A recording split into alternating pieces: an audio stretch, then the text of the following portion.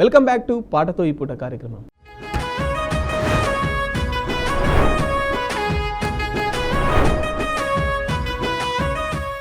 ఇక్కడ నుంచి అక్కడ పోయినప్పుడు వాళ్ళు అక్కడ ప్రాంతం వాళ్ళుగా మారిపోతారు. అట్లనే ఏ బయట దేశం నుంచి భుక్తి కోసం వాళ్ళ పశుగ్రాసం కోసం బతకడానికి వచ్చినటువంటి ఆర్యులు, ఇప్పుడైతే అగ్రకులాలని పిలువబడుతున్నటువంటి ఆర్యులు ఉన్నారో, లేకుంటే తెల్లగా పుల్లగా మేము ఉన్నామని చెప్తున్నటువంటి ఆర్యులు ఎవరైతే ఉన్నారో వాళ్ళందరూ కూడా ఈ దేశానికి బతుకొచ్చినటువంటి వలస పాలకులు. ఇప్పుడు మనం పాలిస్తున్నటువంటి వాళ్ళు అయితే అంతకుముందు మన వాళ్ళని ఎందుకు చేశారంటే, మన వాళ్ళు ఇక్కడే పుట్టి ఇక్కడే పెరిగి ఈ హరప్పా మోహెంజోదారో నగరాలతో పాటు అద్భుతమైనటువంటి కల్చర్తో పాటు నదీ నదాలు ఖనిజ సంపదలు ఉన్నటువంటి దేశం కాబట్టి వీళ్ళు బయటికి పోలే. ఓకే, బయటికి పోని వాళ్ళకి ఇప్పుడు వాళ్ళన్నీ దాటుకుంటూ వచ్చారు. ఎడారులు, నదీ నదాలు అని దాటుకుంటూ వచ్చినప్పుడు వాటిని ఎట్లా దాటుకుంటూ రావాలనే దాంట్లో కొన్ని ఆయుధాలు కనుక్కున్నారు. వాళ్ళకి వేటాడడానికి మన వాళ్ళు ఏంటంటే బల్లెము, కర్ర, సుర్రి, మన గద ఇలాంటి ఆయుధాలతోటి మన వాళ్ళు వేటాడేవాళ్ళు అనుకోండి. కానీ వాళ్ళకి ఏంటంటే ఒక జంతువుని దూరం నుంచి కొట్టాలంటే ఎట్లా కొట్టాలనేది బాణం కనిపెట్టినటువంటి వాళ్ళు మొట్టమొదటి. అయితే మన వాళ్ళు కూడా బాణాల తర్వాత యూజ్ చేశారు. కానీ మనం ఎందుకంటే అన్నీ ఉన్నాయి కాబట్టి ఎక్కడ బోనికి అవసరాలు లేవు ఆయుధాలు. రాతి యుగం నుంచి మన ఇనుప యుగం నుంచి కానీ మన వాళ్ళందరూ కూడా ఇక్కడ లోకల్గా దొరికినటువంటి వాటితోటే వాళ్ళు తమ జీవితాన్ని గడిపారు. కానీ వీళ్ళు తమ బతుకు దొరుకు కోసం వాళ్ళు వచ్చినప్పుడు వాళ్ళకి కనుగొనాల్సిన దాంట్లో దూరంకి వెళ్ళి కొట్టేటువంటి ఆయుధం ఎప్పుడైతే వచ్చింది, ఇప్పుడు అమెరికాను చూస్తే మిగతా వాళ్ళు చైనా వాళ్ళని చూస్తే మిగతా దేశాలు ఎందుకు జడుస్తాయంటే వాళ్ళ దగ్గర ఆయుధాలు ఉన్నాయి. ఎక్కడో నొక్కితే ఇక్కడికి వచ్చి మొత్తం డిస్ట్రాయ్ చేసేటువంటి ఆయుధాలు వాళ్ళు ఉన్నాయి కాబట్టి వాళ్ళని చూసి కొంత వేరే దేశాల వాళ్ళకి సరెండర్ అయినట్టు భయపడినట్టు. అట్నే మన వాళ్ళని, ఈ దేశం మూలవాసులని ఫస్ట్ నయాన భయాన అంటే సామధాన భేద దండోపాయాలతో వాళ్ళ బానిసలుగా మార్చుకున్నారు. అలా మారడానికి ఇష్టపడని వాళ్ళని వాళ్ళని చంపేశారు.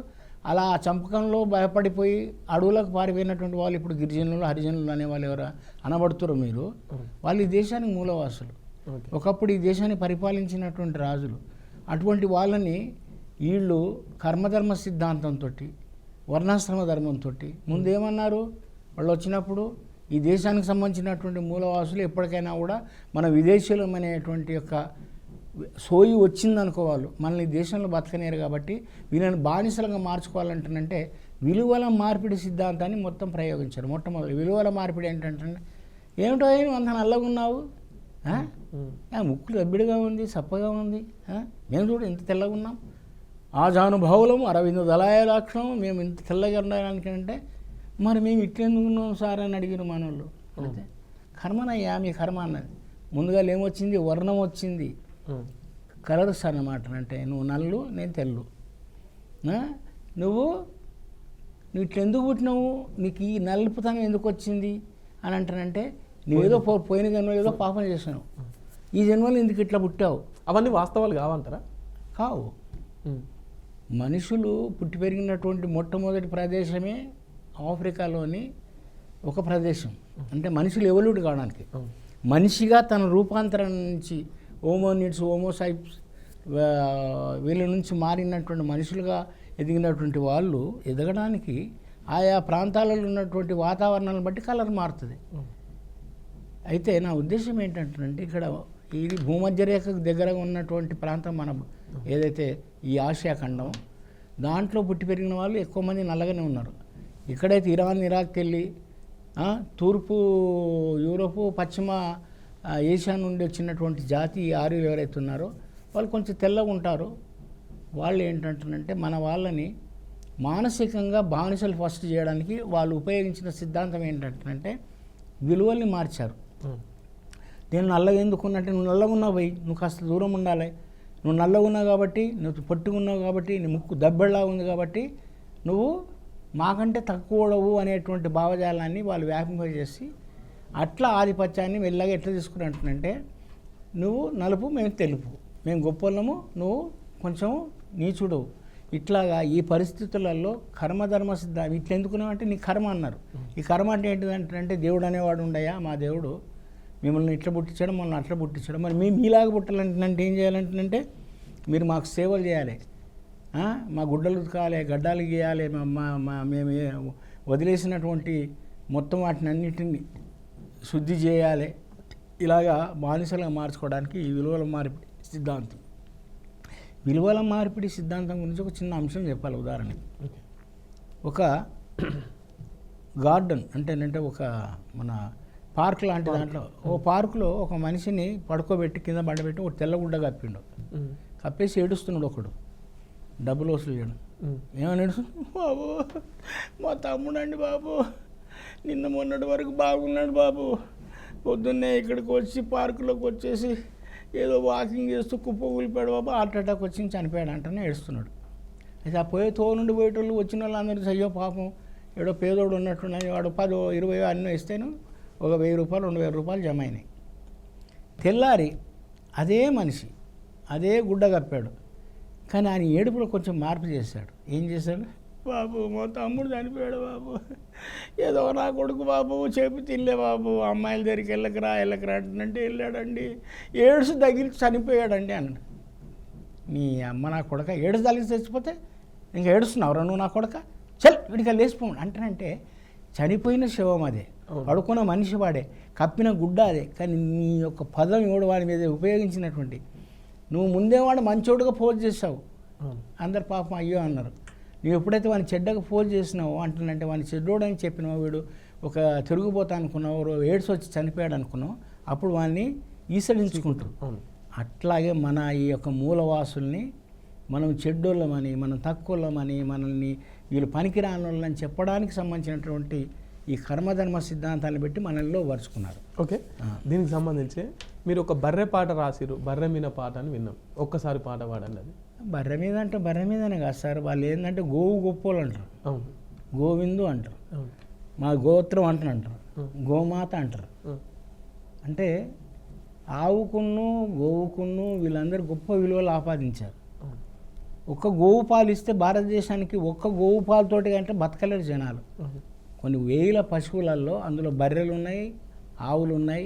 అయితే ఈ దానికి సంబంధించినటువంటిది బర్రెని ఏంటంటే నలుపు కాబట్టి ఈ నల్లగా ఉన్న వాళ్ళు అసలు పనికిరాని వాళ్ళు అన్నమాట. ఇప్పుడు చెప్పినటువంటి దాంట్లో గోవు తెల్లగా ఉంటుంది, గోవు మూత్రం తాగుతారు, దాన్ని మనం ఏంటంటే గోమూత్రం అంటారు వాళ్ళు. అంటే ఈ యొక్క మార్పిడికి, విలువల మార్పిడి దానికి సంబంధించిన పాటనే ఇది. నేను ఎందుకు చెప్పానంటానంటే ఆవు పాలు తెల్లగా ఉంటాయి, బర్రె పాలు తెల్లగా ఉంటాయి, కానీ తెచ్చినటువంటి వాల్యూ, మార్చినటువంటి వాల్యూ ఎందుకు ఇట్లా చేశాననే దానికి ఒక పాటకు రాశాను. ఆవు తినేదదే గడ్డి, బర్రె తినేదదే గడ్డి, ఆవు తినేదదే గడ్డి, బర్రె తినేదదే గడ్డి, ఆవును గోవన్నరో నీచులు నికృష్టులు, బర్రెను గేదన్నరో నీచులు నికృష్టులు, ఆవు దాగెదదే నీళ్ళు, బర్రె దాగెదదే నీళ్ళు, ఆవు దాగెదదే నీళ్ళు, బర్రె దాగెదదే నీళ్ళు, ఓయ్ ఆవుది గోమూత్రమన్నరో నీచులు నికృష్టులు, బర్రెది ఉచ్చన్నరో నీచులు నికృష్టులు. ఆవు పాలు తెల్లగా ఉంటాయి, బర్రె పాలు కూడా తెల్లగా ఉంటాయి నా కొడుకులల్లా. ఈ రెండు పాలు ఇప్పుడు అందరు తాగుతున్నారు, కానీ మీరు గోవు గొప్ప బర్రె నీచం అంటని చెప్తున్నారు.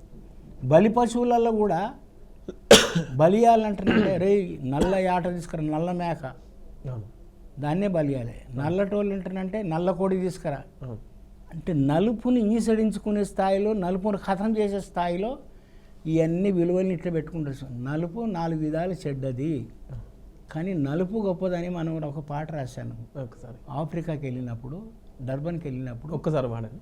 Black is beauty, black is beauty, the word itself is very sweet. Black is beauty, black is beauty, the word itself is very sweet. Oh my dear, please me here, oh my dear, please me here, these words are say it's my duty. Black is beauty, black is beauty, the word itself is very sweet.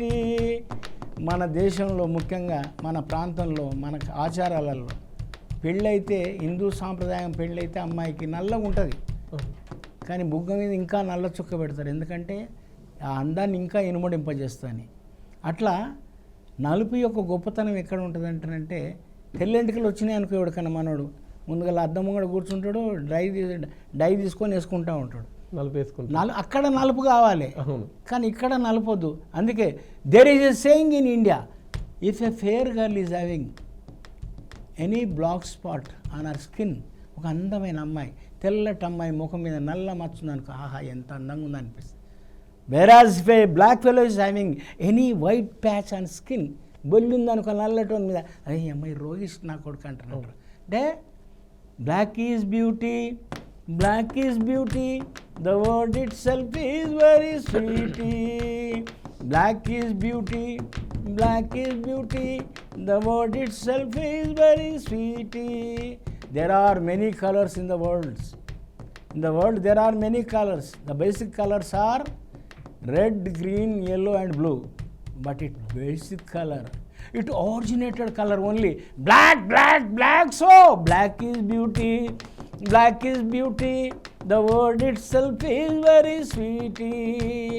Oh my dear, please me here, oh my dear, please me here. These words are say it's my duty. Ha ha. Black is beauty, black is beauty, the word itself is very sweety.